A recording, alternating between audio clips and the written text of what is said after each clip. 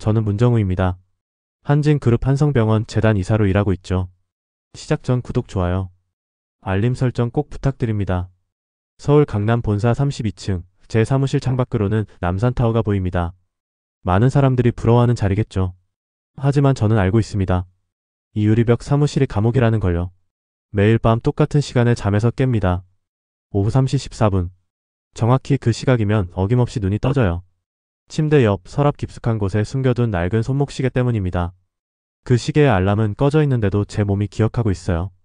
3년 전 그날 서윤이가 숨을 거둔 시간을요. 오늘도 새벽 3시에 깼습니다. 땀에 젖은 셔츠를 갈아입고 거실로 나왔죠. 아파트 거실은 고요했습니다. 너무 고요해서 오히려 숨이 막혔어요. 저는 소파에 앉아 천장을 바라봤습니다. 천장의 조명이 희미하게 제 얼굴을 비췄죠. 거울 같은 유리창에 비친 제 모습이 낯설었습니다. 이 사람이 정말 나인가 싶었어요. 아침이 되자 출근 준비를 했습니다. 네이비 수트에 은색 타이를 맸죠. 거울 속 제 모습은 완벽했습니다. 하지만 속은 텅 비어 있었어요. 회사에 도착하니 비서가 커피를 건넸습니다. 이사님, 오늘 오전 회의 자료입니다. 저는 고개를 끄덕였죠. 미소까지 지었습니다. 이 가면을 쓰는 게 이젠 습관이 됐거든요. 점심시간이 지나갈 무렵이었습니다. 내선 전화가 울렸어요. 문 이사님, 최 비서님께서 오시겠답니다. 심장이 철렁했습니다. 최 비서. 강 회장의 그림자 같은 사람이죠. 그가 직접 찾아온다는 건 심상치 않은 일입니다. 노크 소리가 들렸습니다. 문이 열리고 최 비서가 들어왔어요. 이사님, 바쁘신 중에 죄송합니다. 그는 공손하게 말했지만 눈빛은 차갑더군요. 저는 자리에서 일어나 악수를 청했습니다. 무슨 일이십니까? 최 비서는 서류 봉투를 꺼내 책상 위에 올려놨습니다. 강원도 공장 부지 실사건입니다. 회장님께서 직접 이사님을 지목하셨어요. 저는 봉투를 집어들었습니다. 손이 미세하게 떨렸죠. 강원도. 그곳은 제가 피하고 싶었던 장소입니다. 최 비서는 의자에 앉으며 다리를 꼬았습니다. 이번 건은 조용히 처리해야 합니다. 3년 전 서윤이 건처럼 깔끔하게요. 그 순간 제 등골이 오싹해졌습니다. 서윤이라는 이름. 그 이름을 입에 올리는 최 비서의 태도가 너무 가벼웠어요. 마치 쓰레기 처리 이야기를 하듯 말했습니다. 저는 주먹을 쥐었죠. 손톱이 손바닥에 파고들었습니다. 무슨 말씀이십니까? 제 목소리는 평온했습니다. 하지만 속은 불타고 있었어요. 최 비서는 비즈니스 미소를 지었습니다. 이사님도 아시지 않습니까? 조직을 위해 무엇을 해야 하는지. 그때처럼 이번에도 잘 부탁드립니다. 그는 일어서며 명함을 하나 더 꺼냈습니다. 혹시 모르니 이것도 드리죠. 강원도 쪽 협력업체 연락처입니다. 필요하시면 쓰세요. 최 비서가 나간 뒤 저는 의자에 주저앉았습니다. 손에 땀이 흥건했어요. 서류 봉투를 열어봤습니다. 강원도 공장 부지 관련 서류들이 들어있었죠. 그중 하나의 주소가 눈에 들어왔습니다. 강원도 횡성군 두내면. 그곳은 시골 장터가 있는 곳이었습니다. 저는 책상 서랍을 열었습니다. 가장 깊숙한 곳에 손을 넣어 작은 상자를 꺼냈어요. 상자 안에는 낡은 손목시계가 있었습니다. 까만 가죽줄에 긁힌 유리판. 시계는 오후 3시 14분에 멈춰 있었죠. 저는 시계를 손에 쥐고 눈을 감았습니다. 3년 전 그날이 떠올랐습니다. 한성병원 약제팀 회의실. 강 회장이 직접 내려왔었죠.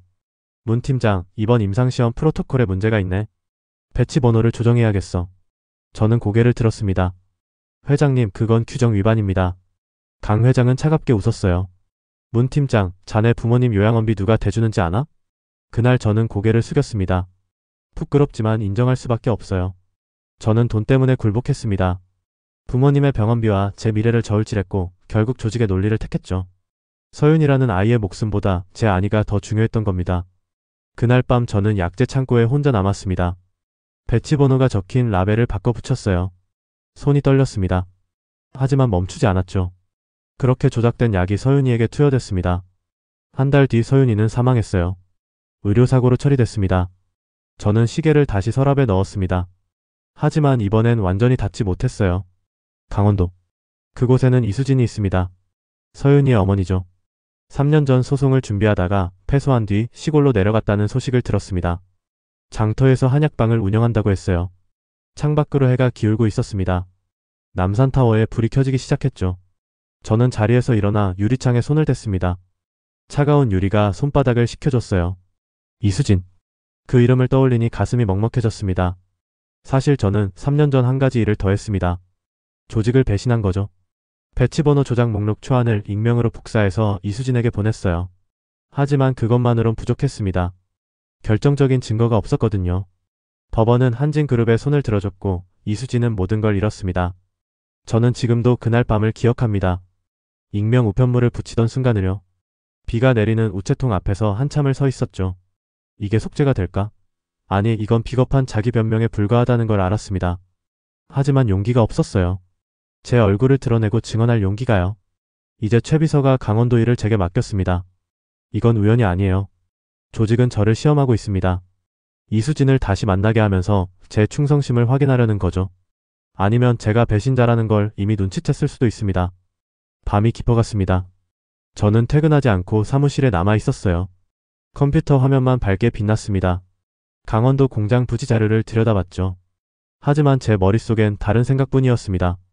이수진을 만나면 뭐라고 말해야 할까? 용서를 구해야 할까? 아니면 경고를 해야 할까? 책상 서랍이 조금 열려 있었습니다.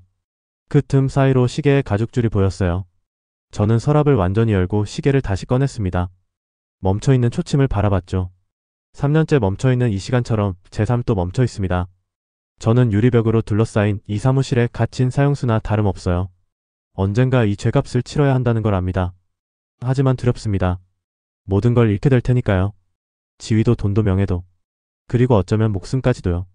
하지만 이번엔 달라야 합니다. 더 이상 도망칠 수 없어요. 최 비서의 눈빛이 말해주고 있었습니다.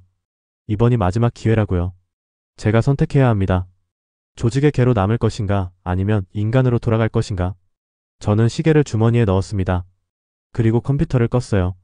강원도로 가야겠습니다. 이수진을 만나야 해요.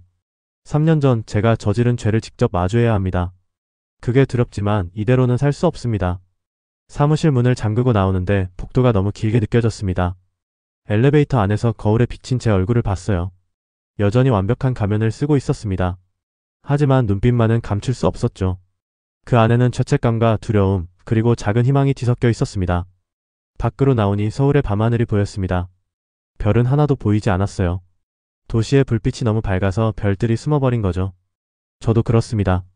너무 밝은 성공의 빛 속에서 제 진짜 모습을 잃어버렸어요. 이제 시작입니다. 멈춰있던 시간을 다시 움직이게 할 때가 왔어요. 설령 그 끝이 파멸이라 해도 저는 가야 합니다. 강원도로요. 이수진에게로요. 강원도로 가는 고속도로는 텅 비어 있었습니다. 저는 핸들을 꽉 쥔 채 달렸죠. 차창 밖으로 산들이 스쳐 지나갔어요. 서울을 벗어나니 공기가 달라지는 게 느껴졌습니다. 하지만 제 가슴 속 답답함은 여전했어요. 조수석에는 서류 가방이 놓여 있었습니다. 공장 부지 실사 자료들이 들어있죠. 하지만 제 진짜 목적은 따로 있었어요. 이수진을 만나는 것. 3년 전 제가 저지른 일의 마지막 증인을 만나는 겁니다. 내비게이션이 알려주는 목적지까지는 2시간이 남았습니다. 저는 라디오를 껐어요. 그리고 생각에 잠겼습니다. 3년 전 그날들이 주마등처럼 스쳐 지나갔죠. 2022년 가을이었습니다. 저는 한성병원 약제팀 팀장이었어요. 신약 임상시험을 총괄하는 자리였죠. 서윤이는 그 임상시험 대상자 중 한 명이었습니다. 희귀병을 앓고 있던 12살 아이였어요. 처음 서류에서 서윤이 이름을 봤을 때가 기억납니다. 강서윤. 평범한 이름이었죠.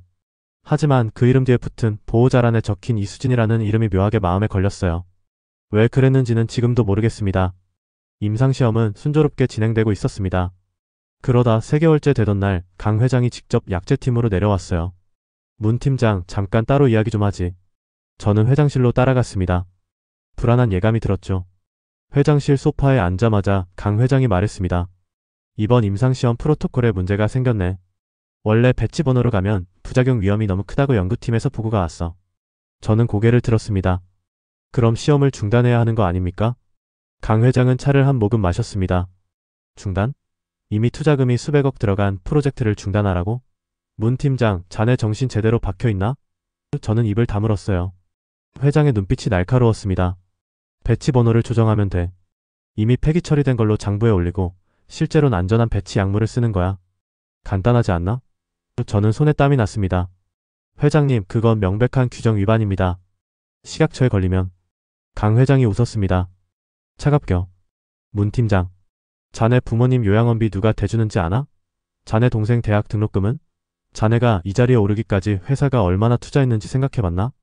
저는 아무 말도 할 수 없었습니다. 회장은 계속 말했습니다. 조직이란 게 그런 거야. 서로 돕고 사는 거지. 자네도 회사를 도와야 회사가 자네를 계속 챙겨주는 법이네. 저는 고개를 숙였어요. 부끄러웠습니다.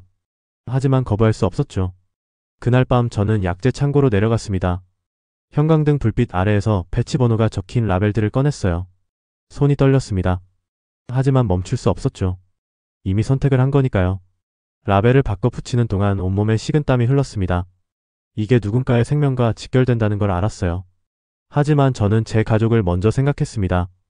부모님의 병원비, 동생의 미래, 그리고 제 커리어. 모든 게 이 선택에 달려 있었죠. 조작을 마치고 나오는데 폭도에서 누군가와 마주쳤습니다. 야간 당직 간호사였어요. 팀장님, 이 시간에 웬일이세요? 저는 억지로 웃었습니다. 서류 정리하다가 늦었네요. 간호사는 고개를 끄덕이고 지나갔죠. 그날 이후 한 달이 지났습니다. 서윤이의 상태가 급격히 악화됐다는 보고가 올라왔어요. 저는 보고서를 받아들고 손이 떨렸습니다. 하지만 아무 말도 하지 않았죠. 이미 돌이킬 수 없었으니까요. 또 일주일이 지났습니다. 서윤이가 사망했다는 연락이 왔어요. 저는 사무실에 혼자 남아 책상에 엎드렸습니다. 울지는 않았어요. 그럴 자격도 없다고 생각했죠. 그저 텅 빈 느낌만 들었습니다. 장례식장에는 가지 않았습니다. 갈 용기가 없었어요. 대신 신문 부고란을 봤습니다. 고 강서윤 군 빈소. 작은 글씨로 적혀 있었죠. 그 옆에는 이수진이라는 이름이 있었습니다. 상주로요. 그날 밤 저는 결심했습니다. 최소한의 양심은 지키자고요.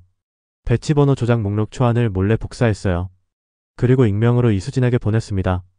비가 내리는 밤 우체통 앞에서 한참을 망설였죠. 하지만 그것만으론 부족했습니다. 결정적인 증거가 없었어요. 법원은 한진그룹에 손을 들어줬고 이수진은 소송에서 졌습니다. 저는 신문 기사로 그 소식을 접했죠. 기사 속 이수진의 사진이 눈에 밟혔습니다. 고속도로 휴게소에 들렀습니다.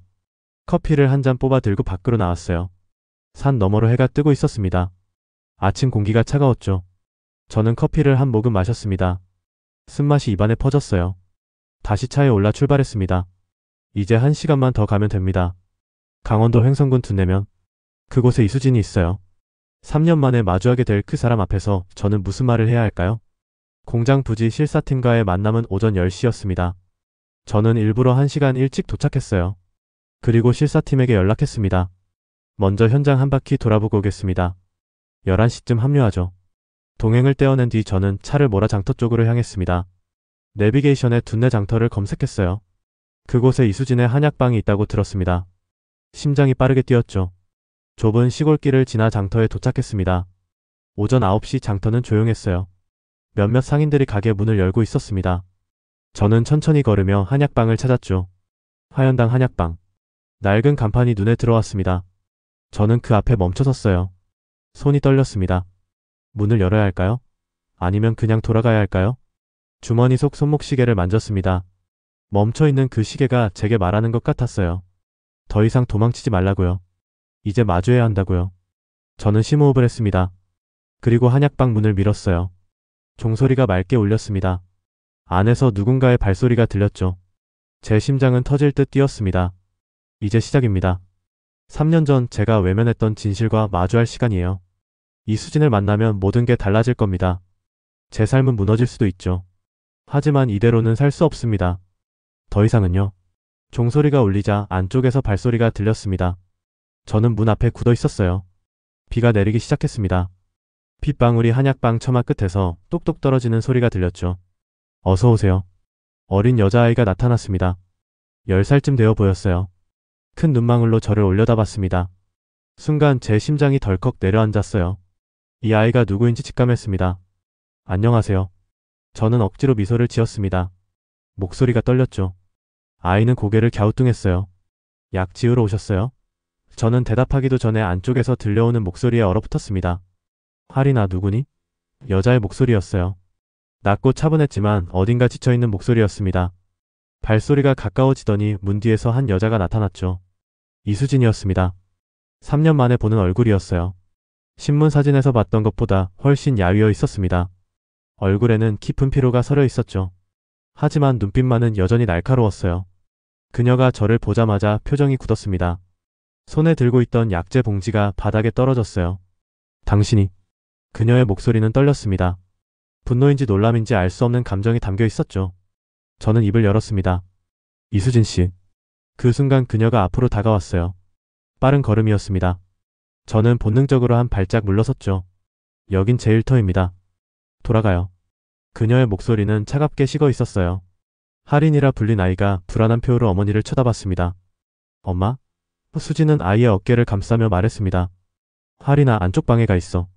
할인은 저를 한 번 더 쳐다보고는 안쪽으로 사라졌습니다. 이제 약방에는 저와 수진만 남았어요. 핏소리만 요란하게 들렸습니다. 강 회장님 수족이 여기까지 찾아올 줄은 몰랐군요. 수진이 비웃듯 말했습니다. 저는 주먹을 꽉 쥐었어요. 그녀의 말이 칼처럼 파고들었습니다. 이수진 씨. 할 말이 있습니다. 제 목소리는 떨렸어요. 수진은 팔짱을 꼈습니다. 할 말이요? 3년 전엔 할 말이 없으셔서 법정에도 안 나오셨잖아요. 증인 신청을 해도 회사에서 막았죠. 이제 와서 무슨 할 말이 있으십니까? 저는 한 걸음 다가갔습니다. 3년 전 그 자료. 말을 잇기가 어려웠어요. 폐기처리 장부가 아직 당신에게 있습니까? 순간 수진의 얼굴이 하얗게 질렸습니다. 그녀는 뒤로 물러서며 계산대를 붙잡았어요. 무슨 소리를? 그녀의 손이 떨렸습니다. 계산대 위에 놓여있던 영수증 한 장이 바닥으로 떨어졌죠. 저는 몸을 숙여 영수증을 주었습니다. 펼쳐보는 순간 숨이 멎었어요. 한성병원 의약품 영수증. 그것도 3년 전 날짜가 찍힌 것이었습니다. 배치 번호가 선명하게 인쇄되어 있었죠. 이건. 저는 영수증을 들어 올렸습니다. 수진이 황급히 다가와 빼앗으려 했어요. 하지만 저는 한 발짝 물러섰습니다. 이 배치 번호 제가 직접 조작한 겁니다. 수진이 멈춰섰습니다. 그녀의 눈이 크게 떠졌어요. 뭐라고요? 저는 영수증을 그녀에게 건넸습니다. 손이 떨렸죠. 저는 3년 전 한성병원 약제팀 팀장이었습니다. 서윤 군에게 투여된 약의 배치 번호를 조작한 사람이 바로 접니다. 수진의 얼굴에서 핏기가 완전히 사라졌습니다. 그녀는 뒷걸음질 치다가 의자에 털썩 주저앉았어요. 당신이 그랬단 말입니까? 그녀의 목소리는 가늘게 떨렸습니다. 저는 고개를 숙였습니다. 죄송합니다. 그 말밖에 할 수 없었어요. 수진은 영수증을 움켜쥐고 있었습니다. 손이 하얗게 질릴 정도로 세게 쥐고 있었죠. 왜 이제 와서? 그녀가 말을 잇지 못했습니다. 눈물이 그녀의 눈가에 맺혔어요. 하지만 흘리지는 않았습니다. 그저 이를 악물고 저를 노려봤죠. 저는 주머니에서 손목시계를 꺼냈습니다. 이건 서윤 군이 사망한 시간에 멈춘 시계입니다. 저는 3년 동안 이걸 보며 살았어요. 매일 밤 이 시간에 잠에서 깹니다.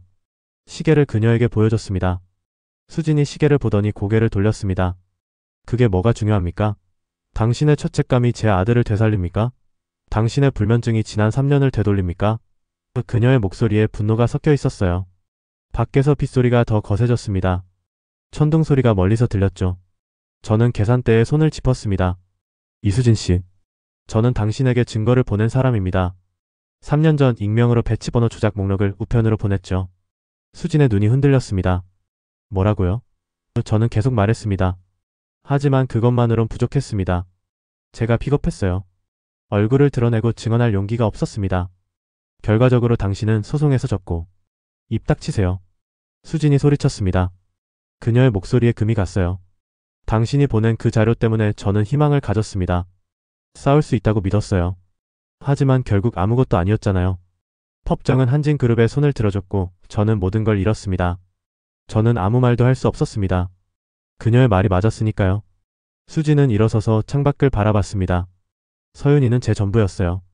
남편은 일찍 세상을 떠났고 저는 혼자 그 아이를 키웠습니다. 희귀병 진단을 받았을 때도 포기하지 않았죠. 임상시험 소식을 듣고 얼마나 기뻤는지 아십니까? 그녀의 목소리가 잠겼습니다. 희망이 보였어요. 내 아들이 살 수 있을 거라고 믿었습니다. 그런데 그녀가 고개를 돌려 저를 똑바로 쳐다봤어요. 당신들이 그 아이를 죽였습니다. 돈 때문에, 회사 때문에, 임상시험 성공률 때문에. 저는 무릎이 꺾이는 걸 느꼈습니다. 죄송합니다. 그 말을 반복할 수밖에 없었어요. 수지는 씁쓸하게 웃었습니다. 죄송하다고요? 그 말로 뭐가 해결됩니까? 해결되는 건 없습니다. 저는 고개를 들었습니다. 하지만 이제라도 바로잡고 싶습니다. 제게는 결정적인 증거가 있어요. 원본 기록, 폐기장부, 그리고 회장의 지시를 받은 녹취록까지. 수진의 눈빛이 변했습니다. 정말입니까? 저는 고개를 끄덕였어요. 하지만 위험합니다. 회사에서 이미 저를 의심하고 있어요. 최 비서가 저를 미행하고 있습니다. 그리고 저는 잠시 망설였습니다. 당신의 약방도 위험할 수 있습니다. 회사는 증거 인멸을 위해 무슨 짓이든 할 겁니다. 수지는 웃었습니다. 차갑겨. 이미 모든 걸 잃었는데 더 잃을 게 뭐가 있습니까? 밖에서 번개가 쳤습니다. 순간 약방 안이 환하게 밝아졌다가 다시 어두워졌어요. 저는 수진의 눈을 똑바로 바라봤습니다. 그 눈 속에는 3년간 쌓인 슬픔과 분노가 소용돌이치고 있었죠. 함께 싸웁시다. 제가 말했습니다. 저는 제 죄값을 치를 준비가 되어 있습니다. 하지만 그 전에 진실을 밝히고 싶어요. 서영군을 위해서, 그리고 같은 피해를 입은 다른 사람들을 위해서.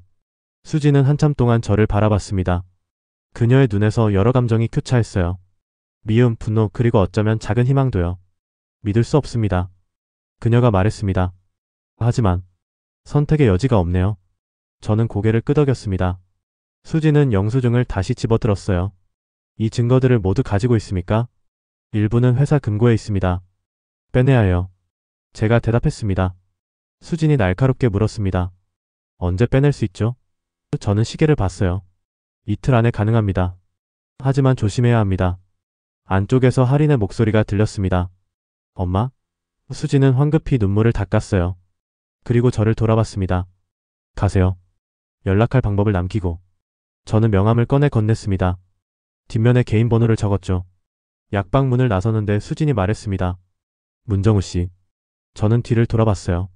만약 이게 또 다른 거짓말이라면 저는 당신을 절대 용서하지 않을 겁니다. 그녀의 목소리는 단호했습니다. 알고 있습니다.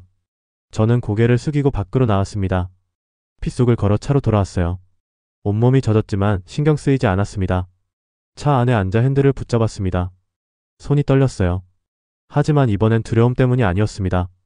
결심이 섰기 때문이었죠. 이제 돌아갈 수 없습니다. 앞으로 나아가는 것만 남았어요. 시동을 걸고 출발했습니다. 백미러로 하연당 한약방을 바라봤어요. 비에 젖은 간판이 흐릿하게 보였습니다. 저는 다짐했습니다. 반드시 약속을 지키겠다고요. 공장 부지로 향했습니다. 실사팀과 합류해야 했어요. 하지만 제 머릿속은 다른 계획으로 가득했습니다. 이틀 안에 증거를 빼내야 합니다. 그리고 수진과 함께 진실을 세상에 알려야 해요. 멈춰있던 시간이 다시 움직이기 시작했습니다. 3시 14분에 멈춘 그 시계처럼 제 삶도 멈춰 있었죠. 하지만 이제는 달라질 겁니다. 설령 모든 걸 잃는다 해도 저는 인간으로 돌아갈 겁니다. 서울로 돌아오는 길은 악몽 같았습니다. 고속도로를 달리는 내내 백미러를 확인했어요. 누군가 따라오는 것 같았습니다. 검은색 세단 한 대가 계속 제 뒤에 붙어 있었죠. 휴게소에 들렀습니다. 차에서 내려 화장실로 향했어요. 뒤를 돌아보니 그 검은 차도 주차장에 들어오고 있었습니다. 심장이 쿵쿵 뛰었죠. 저는 서둘러 화장실 안으로 들어갔습니다. 거울에 비친 제 얼굴은 창백했어요. 손을 씻으며 심호흡을 했습니다. 진정하라고 스스로에게 말했죠. 하지만 식은땀이 등을 타고 흘렀습니다. 밖으로 나왔을 때 그 차는 보이지 않았습니다. 저는 주차장을 한 바퀴 둘러봤어요. 없었습니다.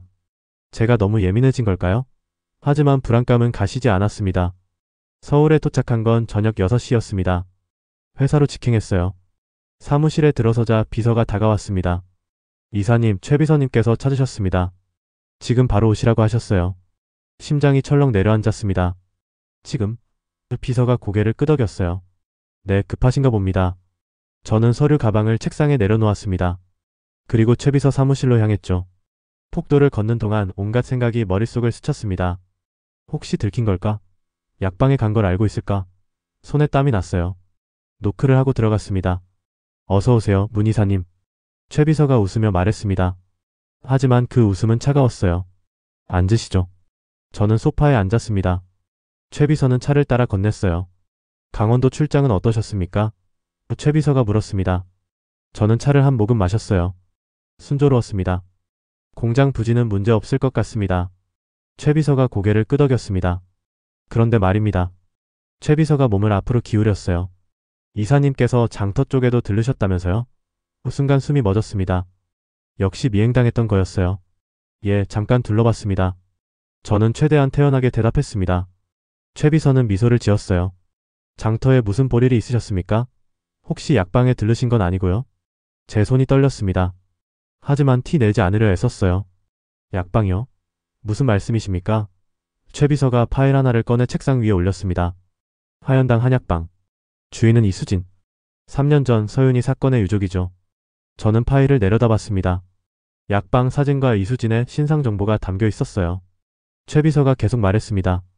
이사님, 혹시 그 여자와 접촉하신 건 아니죠? 아닙니다. 제가 잘라 말했습니다. 그저 지나가다 들른 것뿐입니다. 최 비서는 한참 저를 바라봤어요. 의심하는 눈빛이었습니다. 이사님. 최 비서의 목소리가 낮아졌습니다. 회장님께서 걱정하고 계십니다. 강원도에서 만난 그 여자가 당신의 약점이 될 수 있다고요. 3년 전 일이 다시 쓰면 위로 떠오를까봐요. 저는 주먹을 꽉 쥐었습니다. 무슨 뜻입니까? 최 비서가 일어서서 창가로 갔어요. 이사님도 아시지 않습니까? 조직은 약점을 용납하지 않습니다. 특히 3년 전처럼 민감한 사안은요. 그래서요? 제가 물었습니다. 최 비서가 뒤를 돌아봤어요. 그 약방을 정리할 계획입니다. 조만간요. 회장님의 지시입니다. 제 심장이 쿵하고 내려앉았습니다. 정리라니 무슨 말씀입니까? 저는 자리에서 일어났어요. 최 비서가 태연하게 대답했습니다. 너무 걱정하지 마십시오. 깔끔하게 처리할 겁니다. 3년 전처럼요. 그 말에 제 머릿속이 하얗게 변했습니다. 깔끔한 처리. 그게 무엇을 의미하는지 너무 잘 알았어요. 저는 최 비서를 똑바로 쳐다봤습니다. 언제입니까? 곧입니다. 최 비서가 웃었어요. 이사님은 신경 쓰지 마시고 본업에 충실하세요. 이번 공장 것만 잘 마무리하시면 됩니다. 저는 아무 말도 할 수 없었습니다. 사무실을 나와 복도를 걸었습니다. 다리에 힘이 풀렸어요. 벽에 기대 서서 숨을 골랐습니다. 수진이 위험합니다.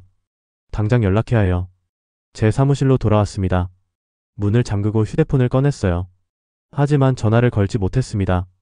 도청당하고 있을지도 모르니까요. 저는 책상 앞에 앉아 생각했습니다. 서랍을 열었습니다. 가장 깊숙한 곳에 손을 넣었어요. 오래된 USB 하나가 만져졌습니다. 저는 그것을 꺼내 컴퓨터에 꽂았죠. 파일들이 화면에 떴습니다. 3년 전 제가 몰래 복사해둔 자료들이었어요. 서윤의 투약 원본 기록, 패치 번호 조작 내역, 그리고 폐기 장부 사본. 제가 파쇄하지 않고 몰래 보관했던 것들입니다. 당시 저는 왜 이걸 남겼을까요? 아마 언젠가 이 순간이 올 거라는 걸 알았나 봅니다. 양심의 마지막 흔적이었을지도 모르죠. 하지만 이것만으론 부족했습니다. 결정적인 증거가 더 필요했어요. 회사 내부 전산망에 접근해야 합니다. 약품 폐기 증빙서 위조 내역을 빼내야 해요. 저는 컴퓨터 앞에 앉았습니다. 손가락을 키보드 위에 올렸죠. 떨렸습니다. 지금 이거라면 돌이킬 수 없어요. 완전히 조직을 배신하는 겁니다. 하지만 선택의 여지가 없었습니다. 수진이 위험합니다. 그리고 진실을 밝혀야 해요. 저는 심호흡을 하고 로그인했습니다. 회사 내부 전산망은 보안이 철저했습니다. 하지만 저는 이사급 권한이 있었어요. 몇 번의 클릭으로 약제팀 서버에 접속했습니다. 파일을 검색했습니다. 폐기 증빙서. 수십 개의 파일이 떴어요. 저는 날짜로 필터링했습니다. 3년 전 그 시기의 파일들을 찾았죠. 하나씩 열어봤습니다. 땀이 이마를 타고 흘렀어요. 그리고 마침내 찾았습니다. 폐기 증빙서 위조 내역 최종본. 파일을 열자 제 손이 떨렸습니다. 거기에는 모든 게 담겨 있었어요. 실제로 폐기되지 않은 약품들의 목록, 조작된 배치 번호, 그리고 승인자 명단. 제 이름도 있었습니다. 제가 직접 서명했던 서류였죠. 더 아래로 내려가니 강 회장의 결제 사인이 보였습니다. 결정적인 증거였어요. 저는 파일을 USB로 복사하기 시작했습니다. 다운로드 바가 천천히 채워졌습니다. 30%, 50%. 제 심장은 터질 듯 뛰었어요. 폭도에서 발소리가 들렸습니다. 저는 숨을 죽였죠. 발소리가 가까워졌습니다. 제 사무실 문 앞에서 멈췄어요. 노크 소리가 들렸습니다. 이사님? 비서의 목소리였습니다. 예? 제 목소리가 떨렸어요. 퇴근하시려면 보안카드 반납하셔야 합니다. 저는 컴퓨터 화면을 봤습니다. 80%. 알겠습니다. 조금만요. 발소리가 멀어졌습니다. 저는 숨을 내쉬었어요. 다운로드가 완료됐습니다. 저는 USB를 빼내 주머니에 넣었습니다. 접속 기록을 지웠습니다. 하지만 완벽하게 지울 순 없었어요. 전산팀에서 추적하면 들킬 겁니다. 시간 문제였죠. 사무실을 나와 엘리베이터를 탔습니다. 1층 로비로 내려가는 동안 거울에 비친 제 얼굴을 봤어요. 창백했습니다. 하지만 눈빛만은 살아있었죠. 로비를 지나 주차장으로 향했습니다. 차에 올라타 시동을 걸었어요. 백미러를 확인했습니다. 검은 차가 보이지 않았어요. 집으로 가는 대신 다른 곳으로 향했습니다. 한남동. 3년 전 자료를 보면서 봤던 주소였어요. 강도연의 집. 수진이 현재 머물고 있다는 곳이었죠. 길을 달리는 동안 전화를 걸었습니다. 수진의 번호였어요. 몇 번의 신호음 후 전화가 연결됐습니다. 여보세요? 저 문정우입니다. 제가 말했습니다. 지금 어디 계십니까? 수진이 놀란 듯 물었어요. 왜요? 무슨 일입니까? 저는 백미러를 다시 확인했습니다. 위험합니다. 회사에서 당신을 노리고 있어요. 약방을 정리할 계획입니다. 수진이 숨을 들이켰어요. 뭐라고요? 저는 핸들을 꽉 쥐었습니다. 지금 당장 안전한 곳으로 가세요. 그리고 한남동 주소로 와주십시오. 제가 증거를 가지고 있습니다. 수진이 잠시 침묵했어요. 그러더니 말했습니다. 알겠습니다. 전화를 끊고 속도를 높였습니다. 신호등이 노란불로 바뀌었지만 그냥 지나쳤어요. 시간이 없었습니다. 한남동에 도착했습니다. 저택 앞에 차를 세웠어요. 불이 켜져 있었습니다. 저는 차에서 내려 문을 두드렸죠. 문이 열렸습니다. 할인이 나타났어요. 아저씨? 저는 고개를 숙여 인사했습니다. 수진 씨 계십니까? 안쪽에서 수진이 나왔습니다. 들어오세요. 그녀가 말했어요. 저는 집 안으로 들어갔습니다. 서재로 안내받았죠. 책장 가득 책들이 꽂혀 있었어요. 저는 USB를 꺼냈습니다. 여기 모든 증거가 있습니다. 수진이 USB를 받아들었어요. 그녀의 손이 떨렸습니다. 정말입니까? 예. 저는 고개를 끄덕였습니다. 폐기 증빙서 위조 내역, 패치번호 조작 기록, 그리고 제가 직접 서명한 서류까지 모두 담겨 있습니다. 수진의 눈에 눈물이 맺혔어요. 감사합니다. 그녀가 말했습니다. 저는 고개를 저었어요. 감사할 일이 아닙니다. 제가 처음부터 했어야 할 일이었습니다. 수진은 USB를 꽉 쥐었습니다. 이제 뭘 해야 합니까? 그녀가 물었어요. 저는 창밖을 바라봤습니다. 증거를 정리해야 합니다. 그리고 기자회견을 준비해야 해요. 하지만 그 전에 저는 수진을 돌아봤습니다. 회사가 움직이기 전에 먼저 움직여야 합니다. 시간이 없어요. 수진이 고개를 끄덕였습니다. 우리는 서재 책상 앞에 앉았어요. 긴 밤이 시작됐습니다. 하지만 이번에는 혼자가 아니었어요. 수진과 함께였습니다. 우리는 함께 싸울 겁니다. 진실을 위해서요. 새벽 2시가 넘어서야 서재 작업을 마쳤습니다. 저는 의자에 기대 눈을 감았어요. 온몸이 뻐근했습니다. 수진도 지쳐 보였죠. 하지만 우리 손에는 정리된 증거 파일이 들려 있었습니다. 이제 어떻게 하시겠습니까? 수진이 물었습니다. 저는 창밖을 바라봤어요. 동이 트기 시작했습니다. 약방이 위험합니다. 당장 강원도로 가봐야 해요. 수진의 얼굴이 굳었습니다. 할인이가 걱정되네요. 지금 친구 집에 맡겨뒀는데. 저는 고개를 끄덕였어요. 안전한 곳에 계시는 게 좋습니다. 제가 먼저 가보겠습니다. 아니요. 수진이 단호하게 말했습니다. 함께 가겠습니다. 그곳은 제 일터예요. 혼자 보낼 수 없습니다. 저는 그녀를 말리려 했지만 소용없었어요. 수진의 눈빛이 단단했습니다. 집을 나서려는데 휴대폰이 울렸습니다. 회사 전산팀에서 걸려온 거였어요. 심장이 철렁했습니다. 여보세요? 제 목소리가 떨렸죠. 이사님, 어젯밤 내부 전산망 접속 기록에 이상이 발견됐습니다. 확인 부탁드립니다. 저는 주먹을 쥐었어요. 들켰습니다. 알겠습니다. 오전에 확인하죠. 전화를 끊자 수진이 물었습니다. 무슨 일입니까? 저는 고개를 저었어요. 시간이 없습니다. 당장 출발해야 해요. 우리는 서둘러 차에 올랐습니다. 고속도로를 달렸습니다. 새벽 공기가 차가웠어요. 수진은 조수석에서 창밖만 바라봤습니다. 저는 엑셀을 밟았죠. 빨리 가야 했어요. 1시간쯤 지났을까요? 수진의 전화가 울렸습니다. 네? 그녀의 얼굴이 하얗게 변했어요. 뭐라고요? 저는 수진을 쳐다봤습니다. 그녀의 손이 떨리고 있었죠. 약방에 불이 났다고 합니다. 수진이 떨리는 목소리로 말했습니다. 제 머릿속이 하얗게 변했어요. 뭐라고요? 수진이 전화를 끊고 저를 봤습니다. 이웃이 신고했대요. 새벽에 갑자기. 저는 속도를 더 높였습니다. 차가 고속도로를 질주했어요. 옆 차선 차들이 경적을 울렸지만 신경 쓰지 않았습니다. 수진은 아무 말도 하지 않았어요. 그저 주먹을 꽉 쥐고 있었죠. 강원도에 도착한 건 오전 8시였습니다. 멀리서부터 연기가 보였어요. 장터 쪽에서 피어오르고 있었습니다.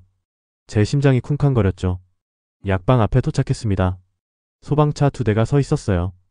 약방은 반쯤 타버린 상태였습니다. 검게 그을린 간판이 땅에 떨어져 있었죠. 수진이 차에서 뛰어내렸습니다. 안 돼. 그녀의 목소리가 떨렸어요. 저도 급히 차에서 내렸습니다. 소방관이 다가왔죠. 관계자십니까? 저 주인입니다. 수진이 말했습니다. 소방관이 고개를 저었어요. 방화로 추정됩니다. 인화성 물질을 사용한 흔적이 있습니다. 제 주먹이 저절로 쥐어졌습니다. 수진이 약방 잔해 쪽으로 걸어갔습니다. 저는 그녀를 따라갔어요. 타다 남은 약재 냄새가 코를 찔렀습니다. 수진은 무너진 벽 앞에 무릎을 꿇었어요. 3년을 여기서 버텼는데 그녀의 목소리가 잠겼습니다. 서윤이를 생각하며 하루하루를 견뎠는데 눈물이 그녀의 뺨을 타고 흘렀어요. 저는 옆에 쪼그려 앉았습니다. 죄송합니다. 제가 늦었습니다. 수진이 고개를 저었어요. 당신 잘못이 아닙니다. 이건 그녀가 무너진 약방을 바라봤습니다. 이건 그들이 한 짓이에요. 잔해 속을 뒤지던 소방관이 소리쳤습니다. 여기 사람이 있습니다. 저는 벌떡 일어났어요. 수진도 황급히 달려갔습니다. 무너진 석가래 밑에 누군가 쓰러져 있었습니다. 소방관들이 석가래를 들어 올렸어요. 그 밑에서 나타난 사람을 보고 저는 숨이 멎었습니다. 약방 관리인이었습니다. 수진이 가끔 일을 맡기던 동네 아주머니였어요. 의식이 없었습니다. 구급대원들이 재빨리 들것에 실었죠. 병원으로 가야 합니다. 구급대원이 소리쳤습니다. 저는 수진의 팔을 잡았어요. 함께 가시죠. 수진이 고개를 끄덕였습니다. 우리는 구급차를 따라 병원으로 향했어요. 응급실 복도는 소독약 냄새로 가득했습니다. 저는 의자에 앉아 머리를 감싸 쥐었어요. 수진은 창가에 서서 밖을 바라보고 있었습니다. 1시간쯤 지났을까요? 의사가 나왔습니다. 연기 흡입이 심각합니다. 하지만 생명에는 지장 없을 겁니다. 수진이 안도의 한숨을 쉬었어요. 다행이네요. 수진이 중얼거렸습니다. 저는 일어서서 복도를 걸었어요. 분노가 치밀어 올랐습니다. 최 비서의 얼굴이 떠올랐죠. 깔끔한 처리. 그 말이 귓가에 맴돌았습니다. 휴대폰이 울렸습니다. 회사에서 걸려온 거였어요. 저는 전화를 받지 않았습니다. 계속 울렸죠. 5번째 전화가 왔을 때 마침내 받았습니다. 문이사. 최 비서의 목소리였습니다. 지금 어디 계십니까? 회의에 참석하셔야 합니다. 저는 이를 악물었어요. 지금 강원도에 있습니다. 강원도요? 최 비서의 목소리에 의심이 묻어났습니다. 무슨 일이십니까? 저는 창밖을 바라봤어요. 약방에 불이 났습니다. 방화로 추정됩니다. 침묵이 흘렀습니다. 그러더니 최 비서가 말했습니다. 안타까운 일이군요. 하지만 이사님, 회사 일 또 중요합니다. 당장 복귀하십시오. 저는 전화를 끊어버렸습니다. 수진이 다가왔습니다. 누구였습니까? 저는 고개를 저었어요. 회사입니다. 복귀하라고 하네요. 수진이 제 팔을 잡았습니다. 가지 마세요. 위험합니다. 괜찮습니다. 저는 그녀를 안심시켰어요. 아직 제게 필요한 게 남았습니다. 그들도 함부로 못할 겁니다. 하지만 속으로는 확신이 없었어요. 병실 문이 열렸습니다. 관리인 아주머니가 깨어났다는 소식이었어요. 우리는 병실로 들어갔습니다. 아주머니는 산소 마스크를 쓰고 있었죠. 수진 씨. 아주머니가 약한 목소리로 말했습니다. 수진이 손을 잡았어요. 괜찮으세요? 무슨 일이 있었습니까? 아주머니의 눈에 두려움이 어렸습니다. 남자 2명이 왔어요. 검은 옷을 입고 약방에 기름을 뿌렸습니다. 저는 뒷방에 있다가 아주머니가 기침을 했어요. 불을 질렀어요. 수진의 얼굴이 창백해졌습니다. 저는 주먹을 쥐었어요. 얼굴을 봤습니까? 아주머니가 고개를 끄덕였습니다. 한 명은 키가 컸어요. 그리고 다른 한 명은 됐습니다. 제가 말을 끊었습니다. 푹 쉬세요. 제가 처리하겠습니다. 아주머니는 불안한 눈으로 저를 봤어요. 저는 고개를 숙여 인사하고 병실을 나왔습니다. 복도에서 수진이 물었습니다. 이제 어떻게 하시겠습니까? 저는 창밖을 바라봤어요. 서울로 돌아가야 합니다. 그리고 맞서야 해요. 혼자서요? 수진이 놀라 물었습니다. 저는 고개를 끄덕였어요. 당신은 여기 남으세요. 할인이를 지켜야 합니다. 저는 회사로 가서 증거를 확보하겠습니다. 수진이 제 팔을 잡았습니다. 위험합니다. 그들이 당신을... 저는 그녀의 손을 잡았어요. 알고 있습니다. 하지만 더 이상 물러설 수 없어요. 병원을 나와 주차장으로 향했습니다. 차에 시동을 걸려는데 수진이 조수석 문을 열고 탔어요. 함께 가겠습니다. 저는 고개를 저었습니다. 안 됩니다. 안 된다누? 수진이 날카롭게 말했습니다. 제 아들이 죽었어요. 제 약방이 불탔습니다. 이건 제 싸움이기도 해요. 저는 그녀의 눈을 봤습니다. 단호했어요. 알겠습니다. 저는 한숨을 쉬었습니다. 함께 가죠. 하지만 제 말을 따라야 합니다. 수진이 고개를 끄덕였어요. 저는 시동을 걸었습니다. 고속도로로 접어들었습니다. 서울까지는 2시간이 걸렸어요. 그동안 우리는 말이 없었습니다. 각자 생각에 잠겨 있었죠. 제 머릿속에는 계획이 세워지고 있었습니다. 회사로 돌아가서 최 비서를 만나야 해요. 그리고 강 회장과 대면해야 합니다. 증거를 들이밀고 진실을 밝혀야 하죠. 하지만 두려웠습니다. 그들이 저를 어떻게 할지 알 수 없었어요. 최악의 경우 제 목숨도 위험할 수 있습니다. 하지만 이제 돌아갈 수 없어요. 휴게소에 들렀습니다. 커피를 사서 나오는데 검은 차 한 대가 눈에 띄었어요. 그 차를 본 적이 있었습니다. 회사 차였죠. 빨리 가야겠습니다. 제가 수진에게 말했습니다. 우리는 서둘러 차에 올랐어요. 뒤를 돌아보니 검은 차가 따라오고 있었습니다. 속도를 높였습니다. 하지만 그 차도 속도를 높였어요. 추격전이 시작된 겁니다. 수진이 뒤를 돌아봤습니다. 첫 차가. 알고 있습니다. 저는 핸들을 꽉 쥐었어요. 차선을 바꿨습니다. 그 차도 따라왔죠. 심장이 미친 듯이 뛰었습니다. 톨게이트가 보였습니다. 저는 급브레이크를 밟았어요.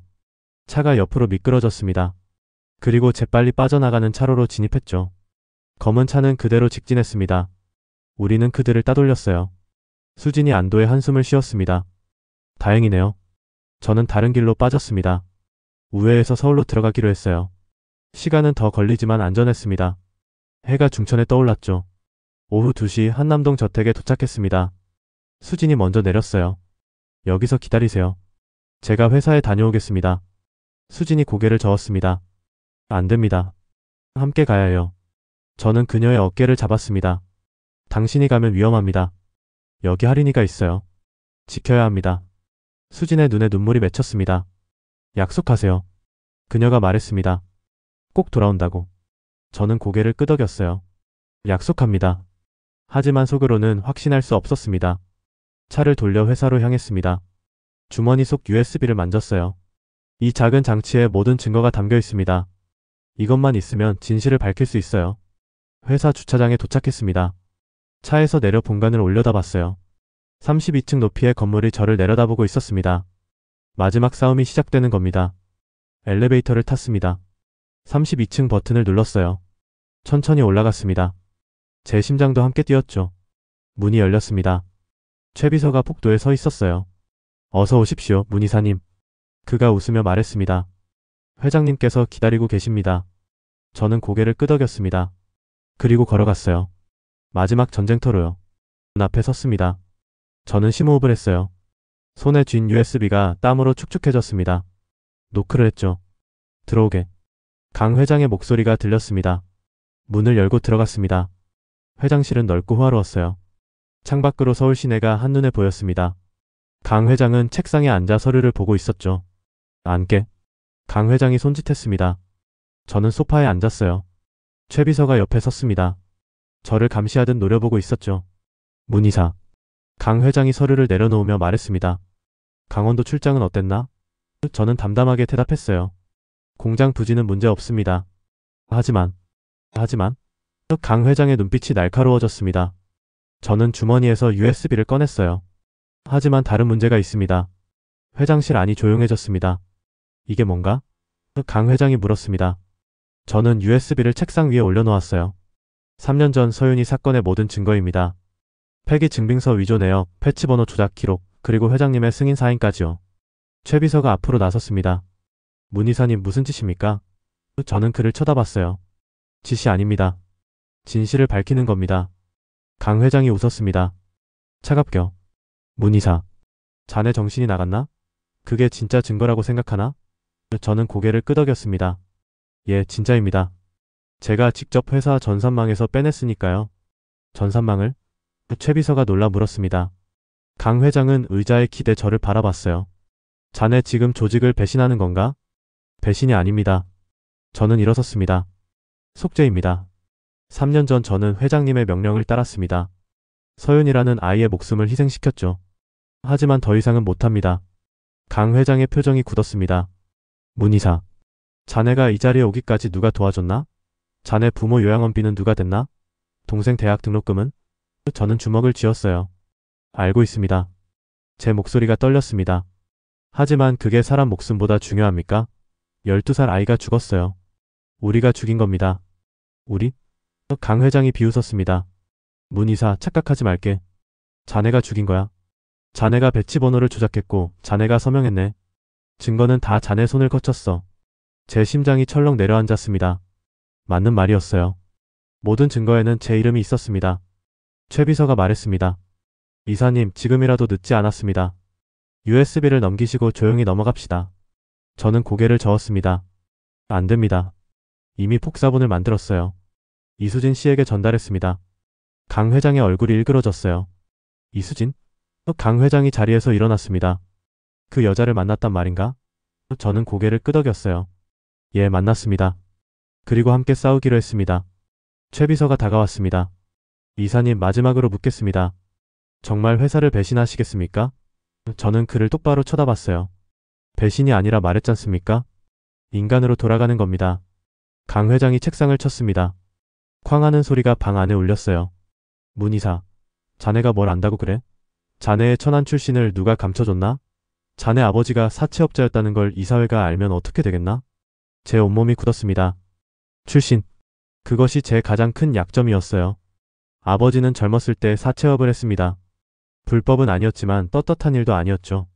저는 그 사실을 숨기고 살았어요. 회장님. 제 목소리가 떨렸습니다. 제 출신이 천하든 귀하든 상관없습니다. 중요한 건 진실입니다. 서윤이가 죽었다는 사실이에요. 강 회장이 비웃었습니다. 진실? 진실이 뭔지 아나? 돈이 진실이야. 권력이 진실이고. 자네 같은 사람은 그 진실을 모르고 살다가 결국 밑바닥으로 떨어지는 거야. 저는 USB를 다시 집어들었습니다. 그렇다면 그 밑바닥에서 싸우겠습니다. 하지만 더 이상 회장님의 괴로는 살지 않겠어요. 최 비서가 제 팔을 잡았습니다. 놓으세요. 제가 소리쳤어요. 최 비서는 놓지 않았습니다. 이사님, 후회하실 겁니다. 저는 팔을 뿌리쳤습니다. 그리고 회장실 문을 향해 걸었어요. 뒤에서 강 회장이 소리쳤습니다. 문 이사, 나가는 순간 자네 인생은 끝이야. 내가 보장하지. 문을 열었습니다. 복도로 나왔어요. 다리가 후들거렸습니다. 하지만 멈추지 않았죠. 엘리베이터를 탔습니다. 1층으로 내려갔어요. 로비를 지나 주차장으로 향했습니다. 차에 올라타려는데 누군가 다가왔어요. 경비였습니다. 이사님, 출입증 반납하셔야 합니다. 이미 해고된 겁니다. 저는 출입증을 꺼내 건넸어요. 경비는 받아들고 고개를 숙였습니다. 저는 차에 올랐습니다. 시동을 걸고 회사를 빠져나왔어요. 한남동으로 향했습니다. 수진에게 전화를 걸었어요. 저 문정우입니다. 지금 가고 있습니다. 수진이 물었습니다. 어떻게 됐습니까? 회사를 나왔습니다. 제가 대답했습니다. 이제 함께 증거를 정리해야 해요. 기자회견 준비를 해야 합니다. 수진이 잠시 침묵했어요. 알겠습니다. 기다리고 있겠습니다. 저택에 도착했습니다. 수진이 문을 열어줬어요. 들어오세요. 저는 안으로 들어갔습니다. 서재로 갔죠. 책상 위에는 이미 자료들이 펼쳐져 있었어요. 이게 제가 모은 증거들입니다. 수진이 말했습니다. 요양병동 보호자들의 증언 편지가 수십 통 쌓여 있었어요. 저는 그것들을 하나씩 읽었습니다. 제 어머니도 같은 증상을 보였습니다. 갑자기 상태가 악화됐어요. 우리 아버지는 임상시험 참여 후 한 달 만에 돌아가셨습니다. 편지마다 비슷한 내용이었어요. 제 손이 떨렸습니다. 서윤이만이 아니었어요. 더 많은 희생자가 있었던 겁니다. 저는 USB를 꺼내 컴퓨터에 꽂았습니다. 파일들을 열었어요. 이것 보세요. 제가 화면을 가리켰습니다. 폐기 증빙서 위조 내역이 나타났어요. 수진이 다가와 화면을 봤습니다. 이게 배치 번호 목록입니다. 제가 설명했습니다. 실제로 폐기된 게 아니라 환자들에게 투여됐어요. 부작용이 심한 걸 알면서도요. 수진이 편지 한 통을 들었습니다. 이 편지에 나온 날짜와 패치 번호를 비교해보세요. 저는 화면을 확인했어요. 정확히 일치했습니다. 맞습니다. 제 목소리가 떨렸습니다. 모두 연결돼 있어요. 회사는 임상시험 성공률을 높이기 위해 고의로 데이터를 조작했습니다. 수진이 다른 서류를 꺼냈습니다. 한성병원 의약품 영수증이었어요. 이건 약방에 보관하던 겁니다. 서윤이가 받았던 약의 영수증이에요. 저는 영수증을 받아들었습니다. 배치 번호가 찍혀 있었죠.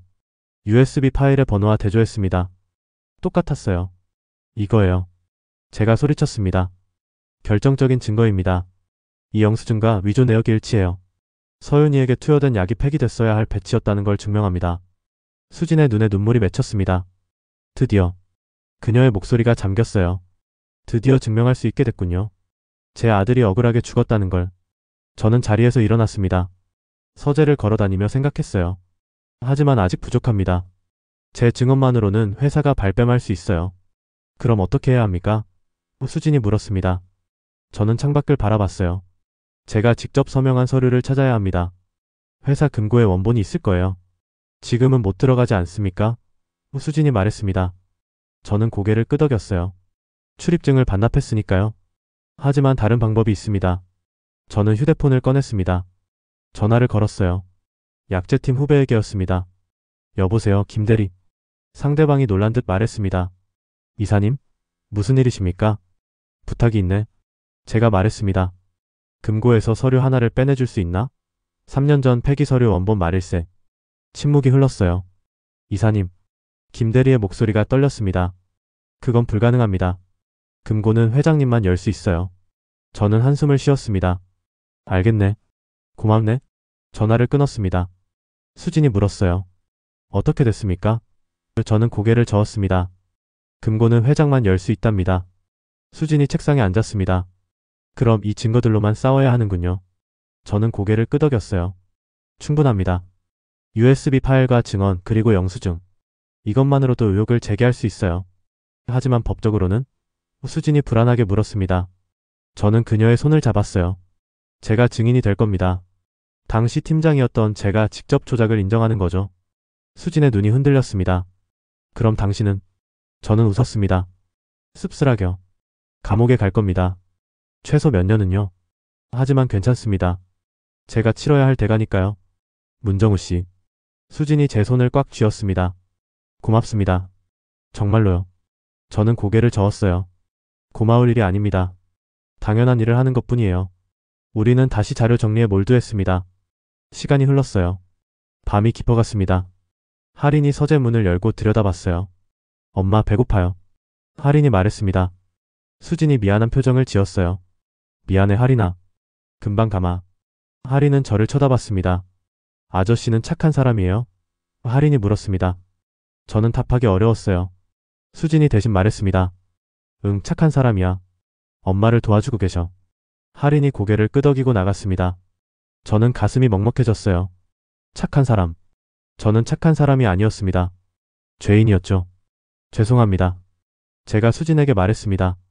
정말 죄송합니다. 3년 전 제가 용기를 냈더라면 이렇게까지 되지 않았을 텐데요. 수진이 고개를 저었습니다. 이제라도 하는 게 어딥니까?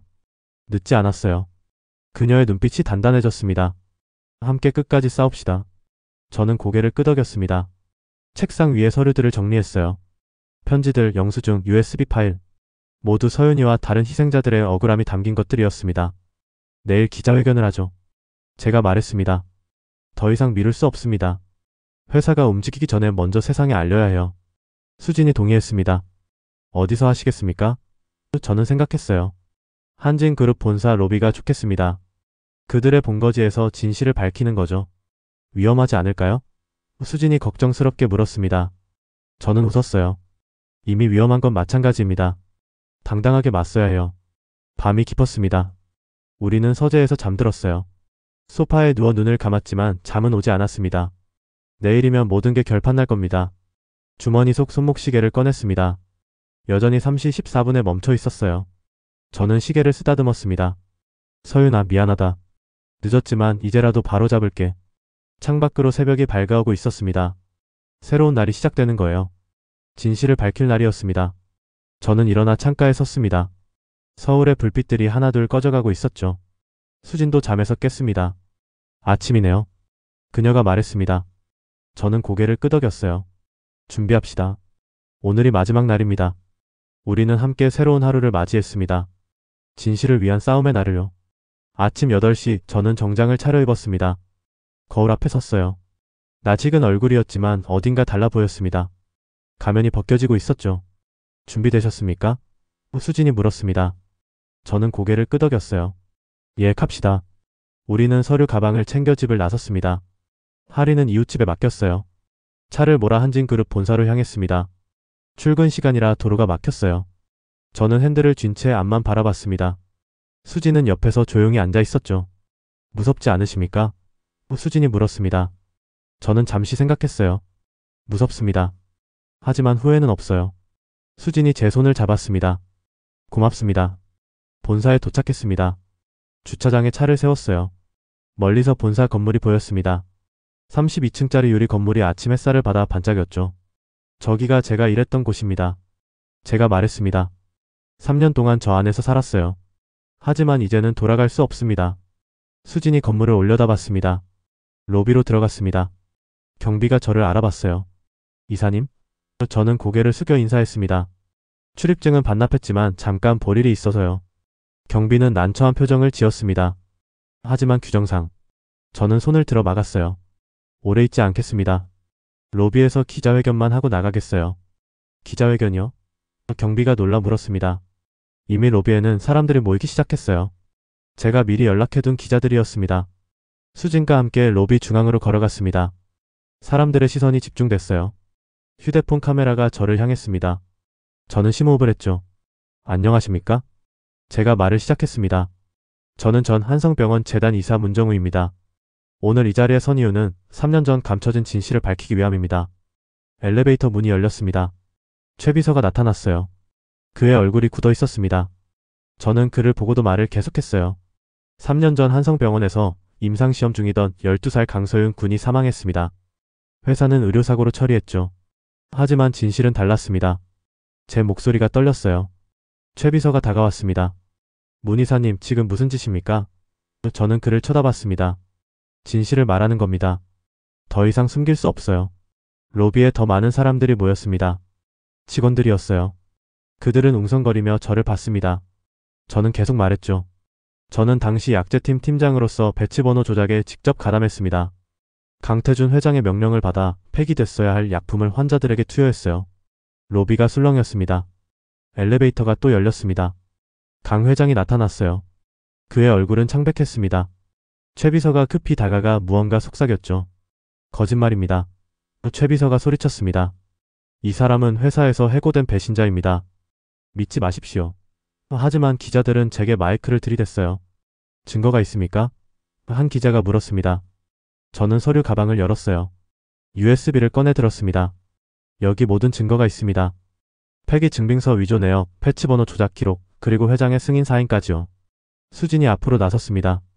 저는 강서윤의 어머니 이수진입니다. 3년 동안 진실을 밝히기 위해 싸워왔어요. 오늘 이 자리에서 모든 걸 공개하겠습니다. 그녀는 편지 뭉치를 꺼냈습니다. 이것은 같은 피해를 입은 보호자들의 증언입니다. 서윤이만이 아니에요. 더 많은 희생자가 있었습니다. 강 회장이 앞으로 나왔습니다. 여러분, 그가 큰 소리로 말했습니다. 이것은 모함입니다. 저 사람들은 회사를 흔들려는 세력입니다. 믿지 마십시오. 모함이라고요? 제가 반박했습니다. 그렇다면 이것도 모함입니까? 저는 또 다른 서류를 꺼냈어요. 제가 직접 서명한 폐기 서류 사본이었습니다. 이건 제가 3년 전 직접 서명한 서류입니다. 서윤 군에게 투여될 약이 폐기된 것으로 위장된 날, 저는 이 서류에 사인을 했습니다. 제 목소리가 갈라졌어요. 로비가 조용해졌습니다. 모두 숨을 죽이고 저를 봤어요. 저는 계속 말했습니다. 저는 그 아이를 죽인 공모자입니다. 회장의 명령을 따랐죠. 제 미래를 위해, 돈을 위해, 부모님의 병원비를 위해. 눈물이 쏟아졌습니다. 멈출 수 없었어요. 하지만 그게 변명이 될 수 없습니다. 저는 죄인이에요. 3년 동안 이 죄책감을 안고 살았습니다. 매일 밤 서윤이가 죽은 시간에 잠에서 깼어요. 저는 주머니에서 손목시계를 꺼냈습니다. 이 시계는 서윤이가 사망한 시간에 멈춰 있습니다. 오후 3시 14분. 저는 이 시계를 보며 매일 제 죄를 되새겼어요. 강 회장이 다가왔습니다. 문 이사, 자네 지금 뭐 하는 건가? 그의 목소리에 분노가 섞여 있었어요. 저는 그를 똑바로 쳐다봤습니다. 회장님, 제 목소리는 차분했습니다. 더 이상 숨길 수 없습니다. 진실은 밝혀져야 해요. 강 회장이 제 팔을 잡았습니다. 자네 미쳤나? 자네 출신을 폭로하겠어. 하십시오. 제가 말했습니다.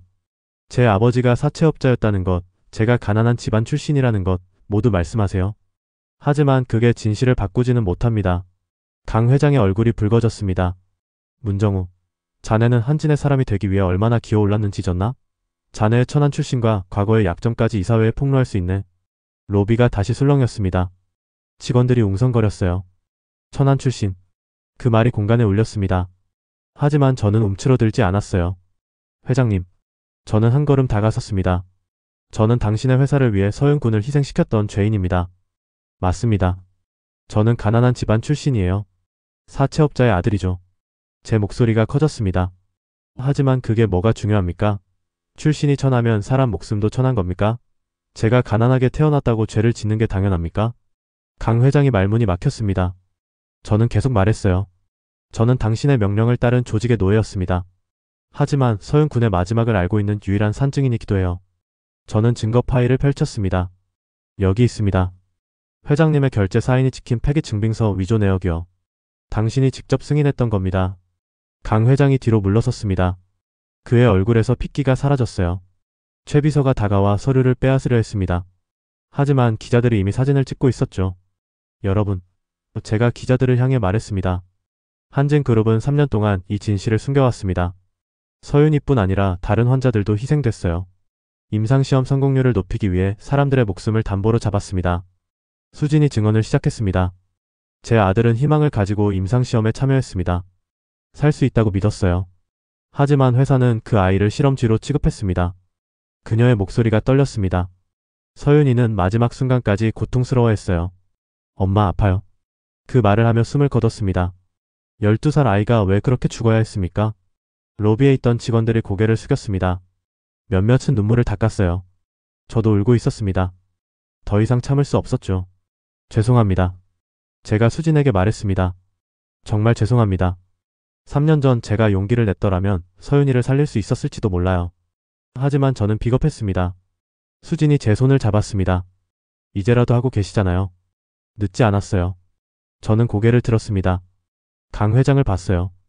회장님, 제가 말했습니다. 저는 당신의 명령을 따른 죄인이지만 더 이상 죄인으로 살지 않겠습니다. 제 죄값은 제가 치르겠어요. 하지만 당신도 책임을 져야 합니다. 강 회장이 입을 열었습니다. 문정우 자네는. 하지만 말을 잇지 못했어요. 로비 입구로 경찰이 들어오고 있었습니다. 강태준 회장님을 찾습니다. 형사 한 명이 말했습니다. 업무상 과실치사 및 증거인멸 혐의로 조사를 받으셔야 합니다. 강 회장의 얼굴이 일그러졌어요. 최 비서가 앞을 막아섰습니다. 무슨 근거로? 형사가 서류를 내밀었습니다. 고소장이 접수됐습니다. 그리고 내부 고발자의 증언도 있고요. 형사가 저를 쳐다봤습니다. 문정우 씨 맞으십니까? 저는 고개를 끄덕였어요. 예, 그렇습니다. 형사가 말했습니다.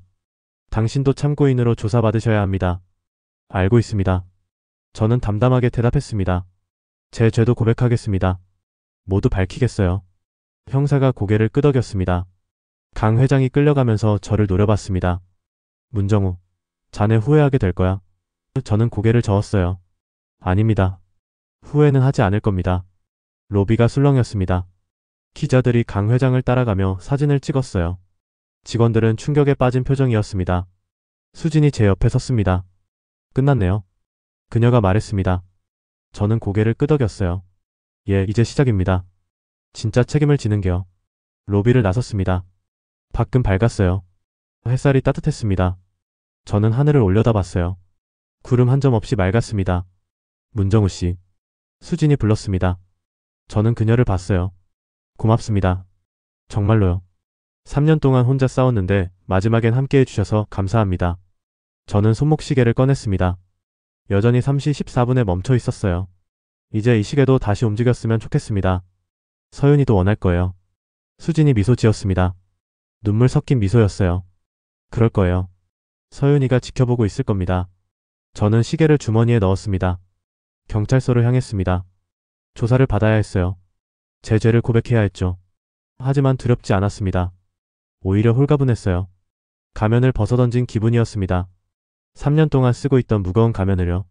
이제 저는 문정으로 살 수 있습니다. 죄인이지만 인간으로요.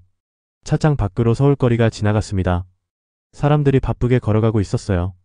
평범한 일상이었습니다. 저도 언젠가 그런 일상으로 돌아갈 수 있을까요? 아마 어려울 겁니다. 감옥에 가게 될 테니까요. 하지만 괜찮았습니다. 그게 제가 치러야 할 대가니까요. 서윤이에게 그리고 모든 희생자들에게 지어야 할 최소한의 책임이었죠. 수진이 옆에 앉아 있었습니다. 우리는 말없이 창밖을 바라봤어요. 긴 싸움이 끝났습니다. 하지만 진짜 싸움은 이제부터였죠. 법정에서 그리고 세상의 시선 속에서요. 경찰서에 도착했습니다. 건물을 올려다봤어요. 저는 심호흡을 했습니다. 그리고 안으로 들어갔습니다. 진실을 밝히기 위해서요. 그리고 제 죄값을 치르기 위해서요. 조사실은 좁고 답답했습니다. 형광등 불빛이 차갑게 내리쬐었어요. 저는 의자에 앉아 형사 앞에 섰습니다. 녹음기가 돌아가고 있었죠. 진술을 시작하겠습니다. 형사가 말했습니다. 저는 고개를 끄덕였어요. 3년 전 일부터 말씀드리겠습니다. 제 목소리는 떨리지 않았습니다. 2시간 동안 모든 걸 털어놨습니다. 강 회장의 지시, 배치번호 조작, 서윤이의 죽음, 그리고 제가 저지른 모든 일들을요. 형사는 묵묵히 듣고 있었어요. 왜 이제야 고백하십니까? 형사가 물었습니다. 저는 잠시 생각했어요. 두려웠습니다. 모든 걸 잃을까봐요. 하지만 이미 잃었더군요. 제 자신을요. 조사가 끝났습니다. 저는 유치장으로 가지 않았어요. 참고인 신분이었으니까요. 하지만 곧 피의자가 될 겁니다. 업무상 과실치사 방조죄로요. 경찰서를 나왔습니다. 수진이 밖에서 기다리고 있었어요. 어떻게 됐습니까? 저는 작은 미소를 지었습니다. 모두 말했습니다. 이제 법의 판단을 기다리는 일만 남았어요. 집으로 가시죠. 수진이 말했습니다. 저는 고개를 저었어요. 저는 숙소로 가겠습니다. 당분간 혼자 있고 싶어요. 수진이 걱정스러운 눈으로 저를 봤습니다. 혼자 계시면 안 됩니다. 그녀가 말했습니다. 함께 가요. 하린이도 만나고 싶어 할 거예요. 저는 망설였습니다. 하지만 결국 고개를 끄덕였죠. 한남동 저택으로 돌아왔습니다. 현관문을 열자 하린이 뛰어나왔어요. 아저씨, 그 아이는 제 다리를 껴안았습니다. 저는 당황스러웠어요. 하린아. 수진이 아이를 떼어냈습니다. 아저씨 피곤하셔. 하지만 하린은 제 손을 잡았어요. 아저씨 뉴스 봤어요. 엄마 도와주셔서 고마워요. 제 눈시울이 뜨거워졌습니다. 아니야 하린아. 아저씨는 말을 잇지 못했어요. 하린이 고개를 갸우뚱했습니다. 저녁을 함께 먹었습니다. 수진이 직접 요리한 음식이었어요. 간단했지만 따뜻했습니다. 우리는 식탁에 앉아 조용히 식사했죠. 앞으로 어떻게 하실 겁니까? 수진이 물었습니다. 저는 젓가락을 내려놓았어요. 재판을 받아야 합니다. 그리고 처벌받을 거예요. 얼마나 받을 것 같습니까? 수진의 목소리가 조심스러웠습니다. 저는 한숨을 쉬었어요. 최소 3년, 길면 5년쯤요. 방조제니까 실형은 피할 수 없을 겁니다. 식탁이 조용해졌습니다. 하린이 저를 쳐다봤어요. 아저씨 감옥 가요? 저는 고개를 끄덕였습니다. 응, 아저씨가 나쁜 일을 했거든. 그럼 언제 나와요? 하린이 물었습니다. 저는 미소 지었어요. 몇 년 후에. 그때 하린이는 더 커 있겠네. 하린이 입술을 삐죽거렸습니다. 밤이 깊었습니다. 하린이 잠들고 수진과 둘만 남았어요. 우리는 서재에 앉아 있었습니다. 창밖으로 서울 야경이 보였죠. 후회하십니까? 수진이 물었습니다. 저는 고개를 저었어요. 아니요. 이제야 제대로 된 선택을 한 것 같습니다. 3년 전에 했어야 할 선택을요. 수진이 차를 따라줬습니다. 저도 감사합니다. 혼자였다면 여기까지 못 왔을 거예요. 저는 차를 받아들었습니다. 함께였으니 가능했습니다. 일주일이 지났습니다. 기자회견 이후 언론이 들끓었어요. 한진그룹 주가가 폭락했습니다. 이사진이 총사퇴했죠. 강 회장은 구속됐고 최 비서도 체포됐어요. 저는 집에서 조용히 지냈습니다. 변호사를 선임하지 않았어요. 필요 없었습니다. 제 죄를 인정할 거니까요. 검찰 조사가 시작됐습니다. 몇 번이나 검찰청에 출석했어요. 똑같은 질문에 똑같이 대답했습니다. 저는 죄인입니다. 처벌받겠습니다. 한 달 후 기소됐습니다. 업무상 과실치사 방조 및 증거인멸 방조죄로요. 예상했던 일이었습니다. 저는 담담하게 받아들였어요. 재판 첫날 법정에 섰습니다. 방청석에는 수진과 하린이 앉아 있었어요. 언론 기자들도 가득했습니다. 저는 피고인석에 앉았죠. 판사가 들어왔습니다. 재판이 시작됐어요. 검사가 기소 내용을 낭독했습니다. 저는 고개를 숙이고 들었어요. 피고인 혐의를 인정합니까? 판사가 물었습니다. 저는 일어섰어요. 예, 모두 인정합니다. 변명하지 않겠습니다. 재판은 빠르게 진행됐습니다. 증인 신문도 있었어요. 수진이 증언대에 섰습니다. 그녀는 서윤이의 죽음에 대해 증언했죠. 저는 고개를 들 수 없었습니다. 마지막 진술 기회가 왔습니다. 저는 천천히 일어났어요. 방청석을 돌아봤습니다. 수진과 할인이 저를 보고 있었죠. 재판장님, 제가 말을 시작했습니다. 저는 3년 동안 죄책감에 시달렸습니다. 하지만 용기가 없었어요. 진실을 밝힐 용기가요. 제 목소리가 떨렸습니다. 서윤이라는 아이가 죽었습니다. 제 손 때문에요. 돈과 권력 앞에서 저는 인간이기를 포기했습니다. 눈물이 흘렀습니다. 하지만 이수진 씨를 만나면서 깨달았습니다. 늦었지만 바로잡을 수 있다는 걸요. 제 처벌이 서윤이를 되살리지는 못합니다. 하지만 최소한의 책임은 지고 싶습니다. 저는 고개를 숙였습니다. 죄송합니다. 서윤이에게, 이수진 씨에게, 그리고 모든 희생자들에게 진심으로 사죄합니다. 재판정이 조용했습니다. 저는 자리에 앉았어요. 판사가 선고 날짜를 잡았습니다. 2주 후였죠. 법정을 나왔습니다. 폭도에서 수진을 만났어요. 그녀가 다가왔습니다. 잘하셨어요. 저는 고개를 저었습니다. 늦었습니다. 할인이 제게 달려왔습니다. 작은 손으로 뭔가를 건넸어요. 서윤의 사진이었습니다. 오빠 사진이에요. 아저씨가 가지고 계세요. 제 손이 떨렸습니다. 사진 속 서윤이는 밝게 웃고 있었어요. 12살 아이의 천진한 미소였습니다. 저는 사진을 가슴에 안았죠. 고맙다, 할인아. 제가 말했습니다. 할인이 고개를 끄덕였어요. 오빠가 아저씨 용서했을 거예요. 엄마가 그러셨어요. 2주가 지났습니다. 선고일이 왔어요. 다시 법정에 섰습니다. 판사가 판결문을 읽기 시작했죠. 피고인 문정우는 업무상 과실치사 방조죄로 징역 4년을 선고한다. 제 다리에 힘이 풀렸습니다. 예상했던 일이었지만 실감이 났어요. 다만 피고인이 자발적으로 진실을 밝힌 점, 진심으로 반성하는 점을 참작하여 집행유예는 하지 않는다. 판사의 목소리가 계속됐습니다. 판결이 끝났습니다. 저는 법정을 나왔어요. 곧 수감될 겁니다. 4년. 긴 시간이었지만 받아들일 수 있었어요. 수감 전 마지막 날 한남동 저택을 찾았습니다. 수진이 문을 열어줬어요. 들어오세요. 저는 안으로 들어갔습니다. 할인이 뛰어나왔습니다. 아저씨. 저는 아이를 안아 올렸어요. 할인아, 아저씨 한동안 못 볼 거야. 건강하게 잘 지내야 해. 할인이 고개를 끄덕였습니다. 알아요. 아저씨도 건강하세요. 저는 아이를 내려놓았어요. 가슴이 먹먹했습니다. 수진이 서재로 안내했습니다. 책상 위에 작은 상자가 놓여 있었어요. 이거 받으세요. 수진이 상자를 건넸습니다. 상자를 열었습니다. 안에는 새 손목시계가 들어 있었어요. 제가 준비했습니다. 낡은 시계는 이제 그만 보셔야죠. 저는 주머니에서 멈춰있던 시계를 꺼냈습니다. 여전히 3시 14분을 가리키고 있었어요. 하지만 이건 아니에요. 수진이 제 손을 잡았습니다. 이젠 시간이 다시 흘러야 해요. 아저씨도 저도 할인이도요. 멈춰있으면 안 됩니다. 저는 새 시계를 꺼냈습니다. 수진이 제 손목에 채워줬어요. 초침이 또각또각 움직였습니다. 살아있었죠. 시간이 움직이네요. 제가 중얼거렸습니다. 수진이 미소 지었어요. 이제부터 새로운 삶이 시작되는 거예요. 할인이 들어왔습니다. 엄마, 아저씨, 이거 보세요. 아이는 서윤의 손목시계를 들고 있었어요. 멈춰있던 그 시계였습니다. 제가 건전지 넣었어요. 할인이 자랑스럽게 말했습니다. 시계의 초침이 움직이고 있었어요. 3시 14분을 지나 15분, 16분으로요. 제 눈에서 눈물이 흘렀습니다. 멈춰있던 시간이 다시 움직이기 시작했어요. 서윤이의 시간도 제 시간도요. 고맙습니다. 제가 수진에게 말했습니다. 정말로요. 저에게 기회를 주셔서요. 수진이 고개를 저었어요. 아니에요. 제가 고마워요. 혼자였다면 여기까지 못 왔을 거예요. 함께였기에 가능했습니다. 우리는 서로를 바라봤어요. 다음 날 수감됐습니다. 교도소 안은 춥고 어두웠어요. 하지만 제 마음은 평온했습니다. 처음으로 제대로 잠을 잤죠. 4년이 흘렀습니다. 교도소에서의 시간은 느리게 갔어요. 하지만 의미 있었습니다. 저는 책을 읽고 생각했어요. 제 죄에 대해, 앞으로의 삶에 대해요.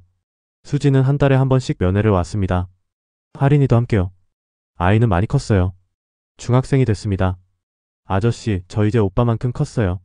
할인이 자랑했습니다. 저는 웃었어요. 그러게.